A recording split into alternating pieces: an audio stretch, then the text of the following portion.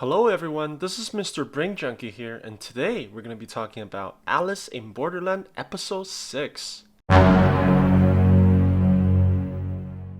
So the episode starts by giving us a little backstory about Mr. Hatter. Apparently through flashbacks, he was the one who started the beach in the first place. But what surprises us is that the Yakuza was there with him as well. Is it possible that they used to be friends and the wrong turn split their friendship into two fractions? Also notice how the Hatter actually said that he will create a utopian society as the purpose of the beach instead of actually finding a way out of here. Keep this in mind as we continue with the series. We come back to current events and sees that Arisu is having a hangover after last night's rendezvous with the Hatter. Miss Sporty Pants with her early schedule wakes him up, and it's revealed that they were actually trying to gather information. They continue with their inquiries with people living on the beach, but the best that they could get are wild theories and unreliable rumors. It baffles me that most people still think that it was Tokyo that disappeared, and not the other way around. Also, how can they live so carefree? Don't they realize that their days are literally numbered? Just before they're about to give up, Arisu saw the two women who were watching them suspiciously in the beginning. He tries to talk to them, but they ran away. It's funny how he automatically assumes that they ran because they thought he was hitting on them. I guess his assumptions were from past experiences, but that's not the main point. He heard some gunshots and followed it to a large dumpster which a few men with guns were just walking away from.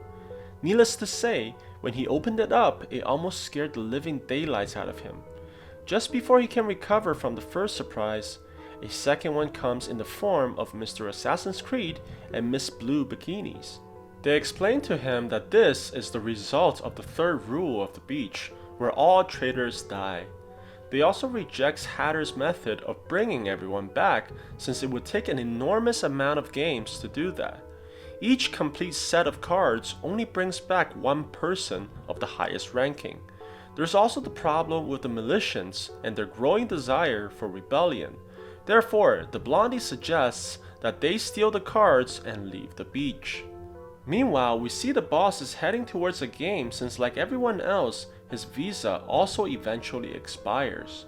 However, it looks like he was followed by someone else, most likely a militant up to no good. Unsurprisingly, as the game finished, they also found Hatter's dead body. This traditionally meant that rank 2 becomes rank 1.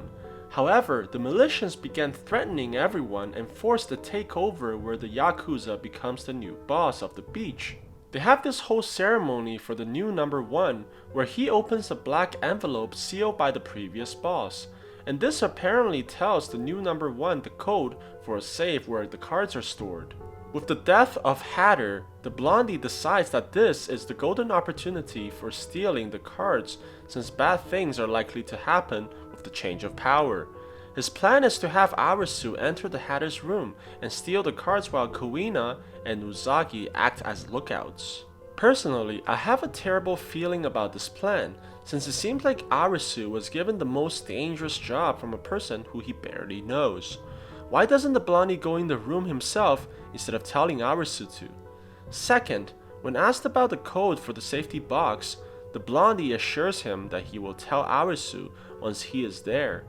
Clearly, he does not trust our protagonist with this information until Arisu has done what he wanted. However, our main character's blind optimism once again convinced not only himself but Usagi to take on this dangerous mission. When Arisu entered the Hatter's room, he quickly located a safety box and assumed it's where the cards are. The Blondie then tells him that the password, which he deduced to be as 8022, since it's the boss insignia on the ring used to seal the envelope. Arisu then enters the password, but it unexpectedly turned on the alarm instead. Usagi is also apprehended by the militians while Mr. Assassin's Creed accompanies the Yakuza. It looks like I was right to not trust the lady-looking man, as I learned from enough TV shows that all men with long blonde hair are backstabbers.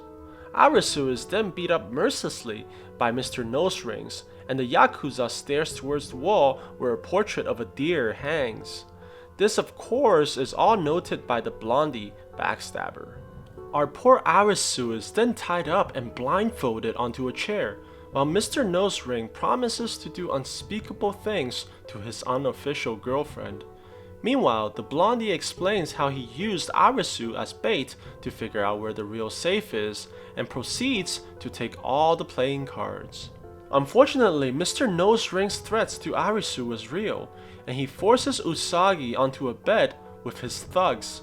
He then proceeds to rip her clothing open and do what? Okay, I have to say that this guy does not know how to use his tongue with the ladies, as he licks Usagi everywhere except for where it counts, if you know what I mean.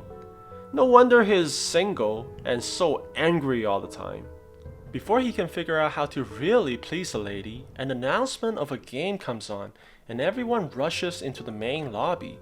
This gave Usagi a chance to escape, but she does not know where to even start looking for our protagonist who's tied up and alone in a chair. The game is announced to be the 10 of Hearts, and we see that one of the women who stared at Arisu and Usagi from the previous episode has a knife sticking out of her heart. The whole beach is then surrounded by lasers so that no one can escape.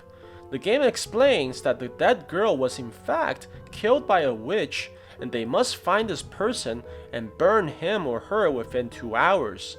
Thus, the 10 of Heart game begins, and we will dive deep into detail for the next episode. So what did you guys think about today's episode?